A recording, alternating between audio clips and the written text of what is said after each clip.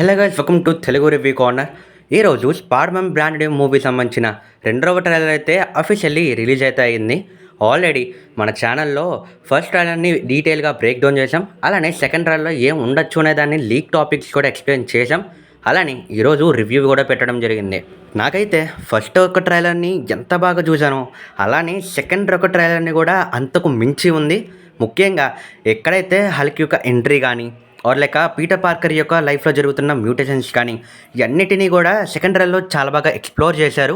అలానే ఈ ట్రైలర్లో కనబడిన హిడెన్ డీటెయిల్స్ ఏంటి, అలానే ఎలాంటి డీటెయిల్స్ని స్పైడర్-మ్యాన్ యొక్క లైఫ్లో పుట్ చేశారు అనే దాని మీద ఈరోజు వీడియోలో డీటెయిల్ మాట్లాడుకుందాం. అలానే మన ఛానల్ అయితే ఫస్ట్ టైం చూస్తుంటే ఖచ్చితంగా లైక్ చేసి సబ్స్క్రైబ్ చేసుకోండి.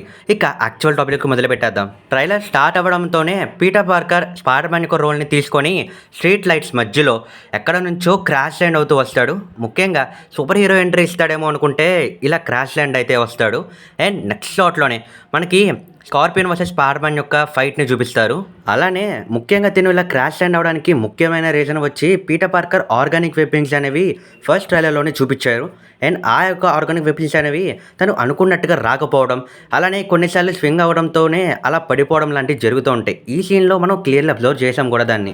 అండ్ స్పైడర్-మ్యాన్ ఆ యొక్క ఫైట్ సీన్కి రావడానికి ముఖ్యమైన రీజన్ స్కార్పియన్ ఒక డిఓడిసి ఆఫీసర్ యొక్క మెడని పట్టుకొని ఉంటాడు.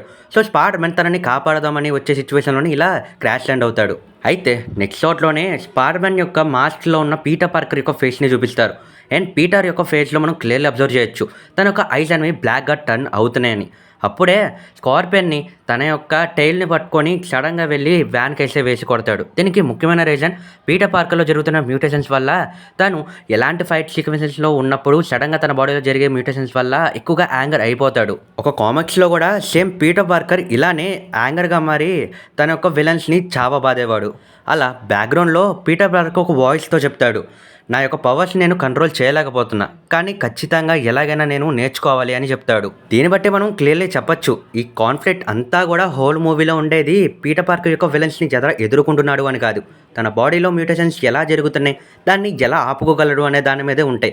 అండ్ తను ఆపుకునే సిచ్యువేషన్స్లోనే ఇలాంటి విలన్స్ వచ్చి తనని డిస్టర్బ్ చేయడం, ఇలా తిను వీళ్ళ వైపు అగ్రెసివ్గా ఫైట్ చేయడం జరుగుతుంది. నెక్స్ట్ షాట్లో పీటర్ యొక్క పర్సనల్ లైఫ్ని చూపిస్తారు. పీటర్ పార్కర్ తన ఫోన్లో ఉన్న ఎంజే మరియు నెట్ కలిసిన స్ట్రీమ్ని చూస్తూ ఉంటాడు. అండ్ తన ఫేస్ని చూపిస్తూనే తన ఫేస్ మీద చాలా వరకు బ్యాండేజ్ అండ్ డ్యామేజ్ అయ్యి ఉంటుంది. అండ్ దీన్ని బట్టి మనం క్లియర్లీ చెప్పొచ్చు పీటర్ పార్కర్ యాజ్ ఎ స్పైడర్-మ్యాన్గా ఎంత కష్టపడుతున్నాడు, అలానే ఎక్కువగా టైం స్పెండ్ చేస్తున్నాడు స్పైడర్ రోల్లో అని. ఇక కట్ చేసి నెక్స్ట్ షాట్లోకి వెళ్తే స్పైడర్-మ్యాన్ యొక్క వెబ్ షూటర్స్ అసలు పనిచేయకుండా ఆర్గానిక్గా వెబ్ రావడం అనేది ఫర్ ద ఫస్ట్ టైం క్లియర్గా చూపిస్తారు. అయితే మనం ఆల్రెడీ వెబ్ షూటర్స్ని స్పైడర్-మ్యాన్ వాడడం, అలానే ఆండ్రూ గార్ఫీల్డ్ కూడా తనంతా తను జనరేట్ చేసుకొని యూజ్ చేయడం అనేది మనం క్లియర్లీ అబ్జర్వ్ చేసాం మూవీస్లో. కానీ ఈ ఎక్స్పీరియన్స్నే టోబీ స్పైడర్-మ్యాన్ యొక్క మూవీస్ని చూసిన వాళ్ళకి చాలా బాగా అర్థమవుతుంది. బ్యాక్ టు ద టాపిక్ వచ్చేస్తే పీటర్ పార్కర్ తను యూనివర్సిటీ ప్రొఫెసర్ అయిన బ్రూస్ బ్యానర్ని కలుస్తాడు. అండ్ తను క్లియర్ కట్గా చెప్తాడు, నేను స్పైడర్-మ్యాన్, అలానే నా బాడీలో జరుగుతున్న టెక్నికల్ యొక్క చేంజెస్ వల్ల నేను యాంగర్ని ఎక్కువగా ఫేస్ చేస్తున్నా, దీనికి ఏదైనా సొల్యూషన్స్ ఉందా అని బ్రూస్ బ్యానర్ని అయితే అడుగుతాడు. అయితే దానికి సమాధానం చెప్తూ బ్రూస్ బ్యానర్, ఇదిగో నా చేతిలో ఉన్న ఈ యొక్క డివైస్ వల్లే నాలో ఉన్న మాన్స్టర్ ఇంకా బయటికి రాలేదు, ఒకవేళ బయటికి వస్తే నువ్వు ఖచ్చితంగా పరిగెత్తాలి అని చెప్తాడు. అండ్ ఇక్కడే సావేజ్ హల్క్ని కూడా టీస్ చేసేశారు ఒక విధంగా. తర్వాత పీటర్ పార్కర్, మరి మీరు మీ బాడీలో జరుగుతున్న ఈ యొక్క చేంజెస్ని ఎలా కంట్రోల్ చేశారు, అలానే దాంట్లో ఉన్న గుడ్ థింగ్స్ని ఎలా మార్చారు అని చెప్తే అప్పుడు బ్రూస్ బ్యానర్, అసలు ఈ నేచర్లో గుడ్ థింగ్స్ ఏంటి, బ్యాడ్ థింగ్స్ ఏంటి, అలాంటి ఏమీ ఉండవు అని చెప్పేసి అంటాడు. నెక్స్ట్ షాట్లోనే శాడీ సింగ్ ప్లే చేస్తున్న జింగ్రీ క్యారెక్టర్ యొక్క ఫస్ట్ లుక్ని అయితే రివీల్ చేస్తారు. ఆల్రెడీ ప్రీవియస్ యొక్క లీక్స్ కానీ లేదా ఫస్ట్ యొక్క ట్రైలర్లో కానీ అన్నీ చూపించారు. బట్ ఈసారి ఏం చేశారు అంటే మార్వెల్ తెలివిగా తన ఫేస్ని చూపించకుండా ఇంకా సస్పెన్స్ పెడదామని ట్రై చేశారు. బట్ ఆల్రెడీ ఫ్యాన్స్ ఈ యొక్క క్యారెక్టరే ప్లే చేస్తుందని తెలిసిపోయింది. తన ప్రెజెన్స్ని కన్ఫర్మ్ కూడా చేసుకోవడానికి తన యొక్క మైండ్ కంట్రోలింగ్ పవర్స్, అలానే డిఓడిసి ఎంట్రీ, ఇవన్నిటి కూడా మ్యూటెంట్స్ యొక్క సెటప్స్ని పెట్టడమని ట్రై చేస్తున్నారు మార్వెల్ వాళ్ళు. అయితే నెక్స్ట్ షాట్లో జింగ్రే ఉన్న ప్రెజెన్స్ వల్ల అక్కడున్న గవర్నమెంట్ తనని ఒక థ్రెట్గా భావిస్తుంది. అయితే విలియం ఎక్స్మ్ అయితే స్పైడర్-మ్యాన్కి అయితే ఎక్స్ప్లెయిన్ చేస్తాడు, తను చాలా డేంజరస్. అలానే మైండ్ కంట్రోలింగ్ ద్వారా పీపుల్ నుంచి పీపుల్ మధ్యలోనే ట్రావెల్ చేస్తది. కాబట్టి తనని ఆపడం నియర్లీ ఇంపాసిబుల్ అని చెప్తాడు. అండ్ ఇంకో సొల్యూషన్ కూడా చెప్తాడు. ఆ సొల్యూషన్ ఎవరో కాదు నువ్వే అని చెప్తాడు స్పైడర్ మ్యాన్‌కి. ఈవెన్ ట్రైలర్‌లో కూడా చూసాం.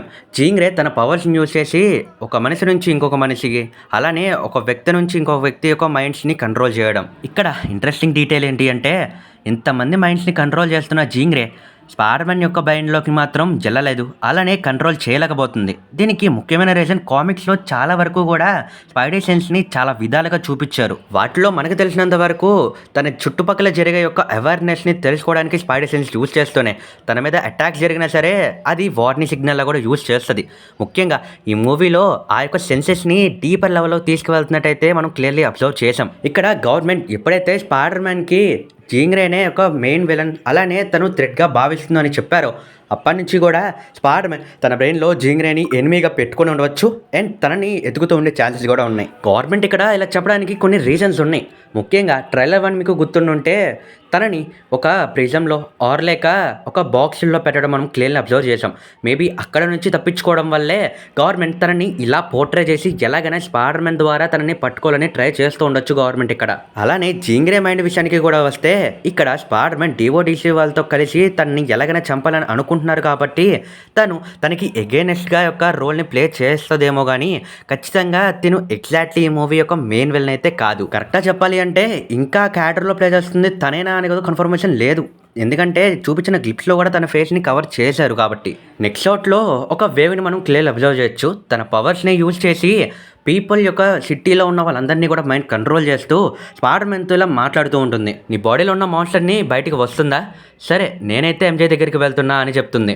ఇక్కడ తను ఎంజే పేరును ఎలా మెన్షన్ చేసింది అంటే ఒకవేళ ఆ మూవీలో జీన్ గ్రే స్పైడర్ మ్యాన్ యొక్క బ్రెయిన్ని కొద్దిసేపు అయినా సరే కంట్రోల్ చేసి ఉండొచ్చు. అండ్ కంట్రోల్ చేసే సమయంలోనే తన బ్రెయిన్‌లో ఏమేమి సీన్స్ జరిగాయో అనేది అబ్జర్వ్ చేస్తే ఖచ్చితంగా ఎంజే మెమరీస్‌తో పాటుగా తను స్పెల్ ఏవైతే జరిగిందో తన పేర్లందరినీ మర్చిపోయేలా చేసిందో అనే కాన్సెప్ట్ కూడా తెలిసిపోయి ఉంటుంది. సో అలాగా స్పైడర్ మ్యాన్ని ఎలాగైనా మోసం చేద్దామని ట్రై చేస్తూ ఉండొచ్చు. సో ఇలా స్పైడర్ మ్యాన్ వెంటనే తన పేరు వినంగానే ఎంజే దగ్గరికి అయితే ఫాస్ట్‌గా వెళ్ళి నువ్వు ఇప్పుడు ప్రమాదంలో ఉన్నావు, నేను నిన్ను కాపాడాలి అని చెప్తాడు. బట్ ఎంజే మాత్రం సింపుల్గా సరే నేను వస్తాను అంటుంది. అయితే ఇక్కడ తన రియాక్షన్ బట్టి మీకు ఒక డౌట్ రావట్లేదా ఎందుకు అంత సింపుల్గా ఒప్పుకుంది అని? తను అలా చెప్పడానికి ముఖ్యమైన reason spider man branded movie సంబంధించిన ఫస్ట్ ట్రైలర్లో కూడా తను అసలు స్పైడర్ మ్యాన్ ఎవరు, తన యొక్క ఐడెంటిటీ ఏంటి అనే దాని గురించి రీసెర్చ్ చేస్తూ ఉంటుంది. సో ఇక్కడ ఒకవేళ స్పైడర్ మ్యాన్తో వెళ్తే తన రీసెర్చ్లో తను సక్సెస్ అయినట్టు అని అనుకొని తనతో రావడానికి యాక్చువల్లీ ఒప్పుకుంటుంది. నెక్స్ట్ షాట్లో ఎంజే హౌస్లో ఉన్న పర్సన్స్ని చూపిస్తారు. వాటిల్లో నెట్ కూడా ఉంటాడు. అయితే స్పైడర్ మ్యాన్ అక్కడ నెట్ చేస్తున్న రీసెర్చ్ గురించి మాట్లాడుతూ తెలుసుకుంటూ ఉన్నప్పుడు నెట్ అయితే చెప్తాడు, నేను స్పైడర్ మ్యాన్కి చాలా పెద్ద ఫ్యాన్, మీకు ఎప్పటి నుంచి కలుద్దామని అనుకుంటున్నాను అని చెప్తాడు. అండ్ తను క్లియర్లీ స్క్రీన్ మీద కనబడుతుంది తను రీసెర్చ్ ఎక్కడెక్కడ చేస్తున్నాడు అనే దాని మీద కూడా. ఆ పక్కనే అబ్జర్వ్ చేస్తే స్పైడర్ మ్యాన్ యొక్క ఇమేజెస్ పెడుతూనే ఎవరెవరు స్పైడర్ మ్యాన్గా ఉన్నారా లేదా వాళ్ళనా అని కన్ఫర్మ్ చేసుకుంటూ వాళ్ళనైతే కాదనుకుంటే ఇంటూ కొడుతున్నారు. బట్ మీరు కూడా క్లోజ్గా అబ్జర్వ్ చేస్తే ఒక పేపర్ పైన స్పైడర్ మ్యాన్ అసలు వైటేనా లేదా బ్లాకా అన్న డౌట్ని కూడా మెన్షన్ చేస్తారు. అండ్ ఇది జస్ట్ యొక్క క్వశ్చన్ మార్కే కాదు, రిఫరెన్స్ కూడా ఉంది. ఇక్కడ మార్వెల్ వాళ్ళు మైల్స్ మొరాలెస్ స్పైడర్ మ్యాన్ అయితే టీజ్ చేస్తున్నట్టుగా కనబడుతుంది. తర్వాత షాట్లో స్పైడర్ మ్యాన్ ఐరన్ మ్యాన్ అంత టెక్నాలజీ కాకపోయినా తన సూట్లో కూడా కొంతపాటి టెక్నాలజీని ఇంట్రడ్యూస్ చేసుకుంటాడు. అండ్ క్లియర్లీ వ్యక్తుల మీద యూజ్ చేస్తాడు. అంటే వాళ్ళు ఒకవేళ జీన్ యొక్క పవర్ఫుల్ ఇన్ఫాక్ట్ అయ్యారా లేదా అనే దాన్ని చెక్ చేస్తూ ఉంటాడు. ఎగ్జాంపుల్ హెలికాప్టర్ షాట్లో కూడా మనం క్లియర్లీ అబ్జర్వ్ చేయొచ్చు. ఇక ఇక్కడ నుంచి అసలు సిస్లైన షార్ట్స్ అనేవి మొదలవుతాయి. స్పైడర్ మ్యాన్ ఒక అబాండెడ్ యొక్క బిల్డింగ్లో కానీ ఒక డిస్ట్రాయిడ్ అయిన బిల్డింగ్ టైప్లో అయితే వెళ్తాడు. అండ్ బ్యాక్గ్రౌండ్లో నువ్వు ఇక్కడ నుంచి తప్పించుకోలేవు, కానీ తన దగ్గర నుంచి తప్పించుకోగలగోలేవో చూసుకో అని బ్యాక్గ్రౌండ్లో వాయిస్ వస్తుంది. అండ్ సడన్గా స్పైడర్ మ్యాన్ అయితే వెనక తిరిగి చూడంగానే బ్రూస్ బ్యానర్ అప్పుడే సడన్గా ట్రాన్స్ఫార్మ్ అవుతాడు. అండ్ దాని ముందు షాట్లోనే స్పైడర్ మ్యాన్కి ఈ డివైస్ ఏంటో కాదు బ్రూస్ బ్యానర్ తను ట్రాన్స్ఫార్మ్ అవ్వకుండా ఉండడానికి యూజ్ చేస్తాడు. యాక్చువల్లీ అది పూర్తిగా అయితే డిస్ట్రో అవ్వలేదు, కానీ లిటిల్ బిట్ అయితే డ్యామేజ్ అయింది. అందుకే హల్క్ సడన్గా బయటకు అయితే వస్తాడు స్పైడర్ మ్యాన్ని చూసి. And finally years of time wait చేసి హల్క్ యొక్క ఒరిజినల్ వర్షన్ని చూడంగానే ఫ్యాన్స్ అయితే మాత్రం లిటరల్లీ చాలా ఎంజాయ్ చేసి ఉంటారు, even me. Because previous movies అన్నిటిలో కూడా హల్క్ని ఒక తక్కువ రేంజ్లోనే లేదా ప్రొఫెసర్ హల్క్ ఒక ఫామ్లో చూపించుకుంటూ వచ్చారు. బట్ ఈసారి మాత్రం అల్టిమేట్ సావేజ్ హల్క్ని అయితే చూస్తాం. ఇక డీటెయిల్ విషయానికి వచ్చేస్తే ట్రైలర్ స్టార్టింగ్లోనే బ్రూస్ బ్యానర్ చెప్తాడు, ఒకవేళ నాలో ఉన్న హల్క్ బయటకు వస్తే నువ్వు అక్కడ నుంచి పారిపోవమని. అలానే స్పైడర్-మ్యాన్ కూడా అక్కడ నుంచి పారిపోతాడు. బట్ హల్క్ అయితే మాత్రం థండర్ క్లాప్ వేయడం వల్ల అక్కడ ఉన్న సగం బిల్డింగ్ అయితే బయటకు వచ్చేస్తుంది. బట్ స్పైడర్-మ్యాన్ తెలివిగా హల్క్ మీద వెబ్ షూటర్స్ వేసి వాల్కి అయితే అతికిచ్చేస్తాడు. బట్ ఆ వాలే ఏకంగా బయటకైతే పడిపోతుంది మొత్తం. ఇక్కడ పాయింట్ ఏంటి అంటే జీంగ్ రే తనని యొక్క డివైస్ని బ్రోక్ చేసే మాత్రమే చేస్తుంది. తర్వాత చేసే విధ్వంసం మొత్తం కూడా హల్క్ బయటికి రావడం వల్లే జరుగుతుంది. ఇక నెక్స్ట్ షాట్లో స్పైడర్-మ్యాన్ అయితే డివోడిసి వాళ్ళతో అయితే సీన్ కనబడుతుంది. మేబీ ఇక్కడ హల్క్ బయటకు రావడం విధ్వంసం చేయడం వల్ల డివోడిసి వాళ్ళు హల్క్ని కూడా కన్సిడర్ చేసి ఉంటాడు అదే అగెనెస్ట్గా. సో కాబట్టి స్పైడర్-మ్యాన్కి అర్థమై ఉంటుంది డివోడిసి వాళ్ళు కనబడిన ప్రతి ఒక్కరిని కూడా ఇలా యాంటీగా ఫిగర్ చేస్తున్నారు అని చెప్పి వీళ్ళతో ఫైట్ చేయడానికి రెడీ అవుతాడు. అండ్ షార్ట్స్లో కూడా మనం క్లియర్లీ అబ్జర్వ్ చేసాం వాళ్ళతో ఫైట్ చేయడం. నెక్స్ట్ షాట్లో స్పైడర్-మ్యాన్ యొక్క డ్రెస్లో లేకుండా పీటర్ పార్కర్ అయితే బిల్డింగ్ మీద నుంచి దూకేస్తాడు. మేబీ ఇది కరెక్ట్గా ఫిగర్ చేయాలి అంటే తన యొక్క జెనెటిక్ పవర్స్ ఎలా వర్క్ అవుతుంది అనే దాన్ని చూపించుకుంటూ టెస్ట్ చేస్తున్నాడేమో. నెక్స్ట్ షాట్లో పీటర్ పార్కర్ యాంట్మే యొక్క శవపేటిక దగ్గరికి వెళ్తాడు. అండ్ అక్కడ పీటర్ పార్కర్ యొక్క మే వాయిస్ని అయితే వింటాడు.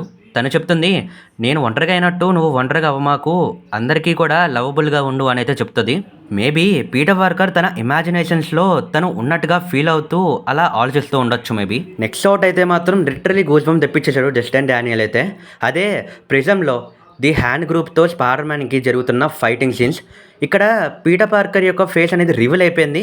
మేబీ హ్యాండ్ గ్రూప్ ఫైట్ ఉన్న సమయంలో తన యొక్క మాస్క్ని లాగేసుకొని ఉండవచ్చు.